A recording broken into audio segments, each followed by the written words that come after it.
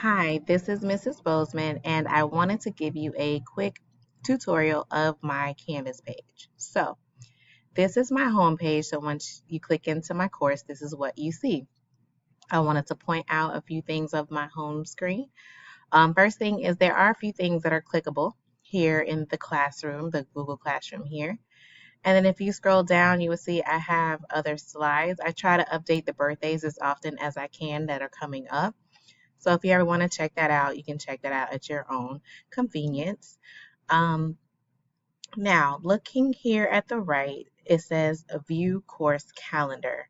If you click here on View Course Calendar, it gives you the month of August is what we're in right now. So for the month of August, it will show you the assignments that are due or we did on that particular date. So the way I set up my due dates is it refers to the day that the lesson was taught in class. So it helps if you were absent on a particular date, you go back to that date and look at what the assignments were that we did, and then you could click on them from here if you want to. That is also an easy way to navigate. So that is what this calendar feature is for, and it's very helpful if you want to see it in this format versus a list. Now back on the home screen, we also have this to-do list to the right. This to-do list will show you all of the assignments from my course that is coming up to be due or hasn't yet to be done.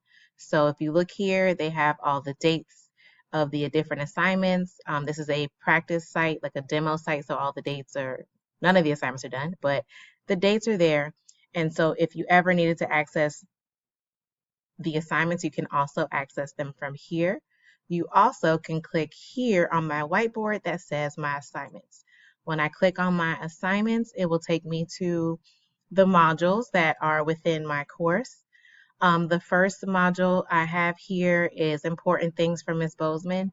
I add different things here every so often, so if you check it out maybe once or twice a month just to see what's new.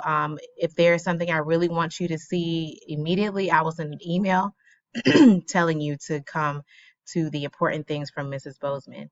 But there are just some quick things here that you can check out at your own convenience.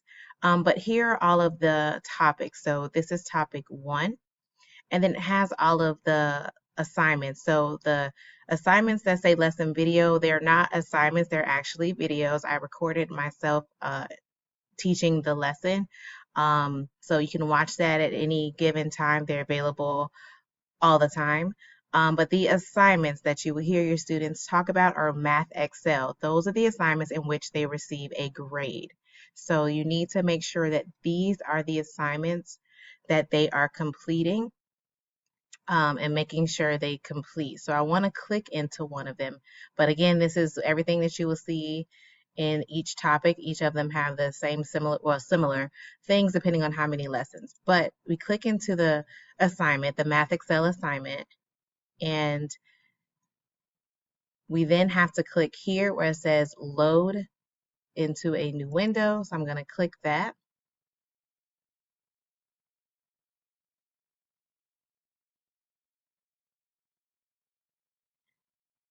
And it will bring us to our Math Excel assignment. And I'm going to show you a few things that are helpful while inside of the Math Excel assignment. Once inside the Math Excel assignment, it will give you to the screen. You press start, and it will take you to the first question. So here's a question. And what I wanted to show you within Math Excel is for most of the assignments, they give these options here at the bottom. Help Me Solve This is a great tool. However, because it is walking you through the question, the same exact question that you're working on, it does take points off of your score. So I do encourage students not to choose this one because you're not getting your full credit for the question if you get it correct. So I do encourage clicking View an Example. If ever you're not understanding completely what they're asking you to do, click View Example. When you click View Example, it gives you a similar question to what you see here, and then it gives you step by step, and I absolutely love this tool. So it walks you through first, do this, and what I encourage students to do when they use this tool is to have their sheet of paper out, write the original question that they're getting the grade for, and then follow the steps along with the example so that they ensure they're following the correct steps to get the correct answer. So each step it gives you, and click continue, and then it gives you the next step and click continue, and so forth until you get to the end of the example. And again, it's step by step, which is why I love it so much.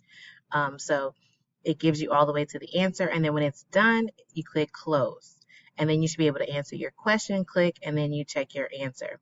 If you click, I'm just going to answer it incorrectly, and you click check answer, it gives you, obviously it tells you you're incorrect, but it also gives you like some clues as to what it is you may be doing that might get you the incorrect answer. So I do encourage students to read this because it tells you sometimes the mistake you might have made that got you the wrong answer. So always take a second to read it before clicking OK and it disappears.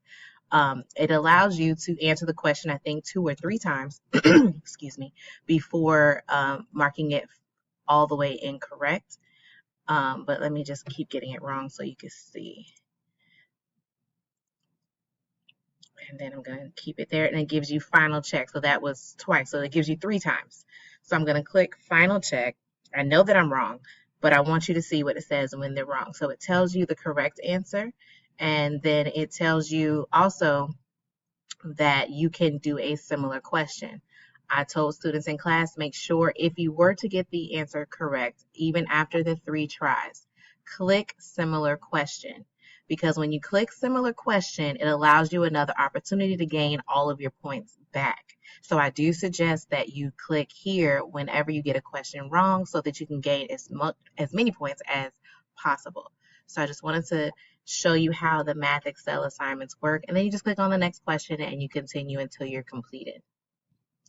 Back inside of my modules, again, I have all of the assignments that we're going to be doing for the whole entire first quarter at this point. So they're all here. So if you have a student that wants to work ahead, I don't mind. I just don't want students to get too far behind. But working ahead is never a problem with me because all of the assignments, I put them here on purpose for those students who would like to work ahead because they want to, and that is perfectly fine. So I just wanted to point out these few little details about my course just so you are more familiar with how your students are supposed to be navigating through my page. Also here on my home page is my assignment grades. So if you want to see the grades on the assignments, you click there, and then it'll take you to a list of the assignments and then the grade that you received on that assignment. So as you can see, it lists all the assignments. If there is a dash, that means that the student had not completed it, so there's no grade. And if it's after the next class, because when I assign an assignment, let's say on Tuesday, and I don't see you again until Thursday, the assignment has to be completed by Thursday. If it's not completed by that Thursday or that next class, that morning I put in those Z's. And that's when they have that dash in focus, you will see a Z for those assignments. But they still can complete those assignments and their grade will replace that Z. So I wanted to make sure I pointed that out. So I hope this tutorial was helpful, and if you have any questions, comments, or concerns, you may send me an email, which is right here at the bottom of my whiteboard at any time. Thank you.